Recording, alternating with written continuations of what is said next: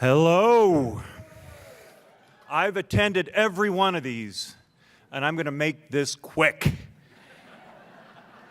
The reason I got this award, Dean Usher, who I call Nancy, is because I hung around so long that they figured if you give this guy 16 chicken dinners, the 17th has an award attached.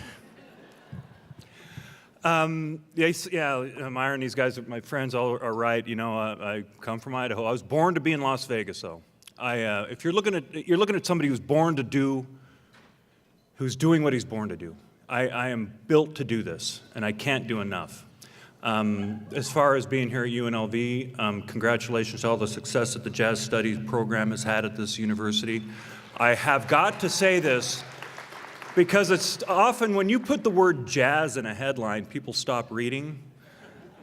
So you have to, Dave Loeb and I out there who runs the Jazz Studies program have a kind of a system where I write a column that has some bait in the headline, has something like his work in Family Guy, or we'll have words like Lady Gaga horn section from UNLV, so people will read it, and then they get what really matters, and that's what the artists that come out of this school, who are in bands like Santa Fe and the Fat City Horns, the best band in the West, my friends. Jerry Lopez out there, I have so much respect for you. I met Jerry years ago.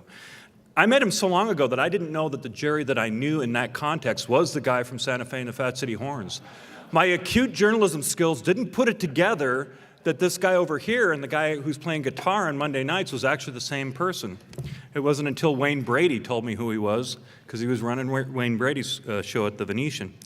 And the students that come out of UNLV and the artists that come out of UNLV do play behind Celine Dion, who we saw on the video, behind Donnie and Marie, behind Lady Gaga on that jazz and piano show that was unbelievable. When they needed horn section, when they needed musicians to be in that band, they sought Santa Fe and the Fat City Horns out of Las Vegas. And I was really proud to be there and see that, you guys. It was amazing.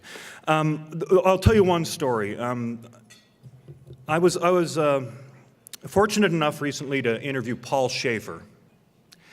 Paul Shaffer was the band leader for David Letterman throughout David Letterman's TV career.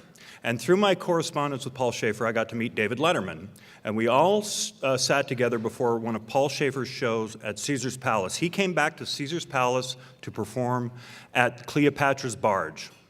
It was a really cool gig, and I got to interview these guys, and it was a real thrill. And I talked to Paul Shaffer. Now, if you know about Paul Shaffer's career, he spent a good segment of his career making fun of lounges.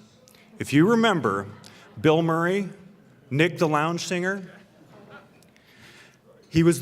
Paul Shaffer was a piano player. So I got to ask Paul Shaffer when we were talking, I said, how does it feel to have made fun of Las Vegas lounges, Star Wars, and all that, and now you're trying to sell tickets and draw an audience to a Las Vegas lounge? He goes, I want to tell you something. First of all, those were not Las Vegas lounges that Bill Murray and I were making fun of. They were the lounges in an airport, you know, at a ski lodge, at a travel lodge. There was never, ever, you can go back and look, never Las Vegas. And he said something that brought it all home. The next thing he said was, my Las Vegas is going to a lounge in the days when Louis Prima and Keely Smith and Sam Butera and the Witnesses were up there playing a gig that started at midnight, and they're up there swinging their asses off.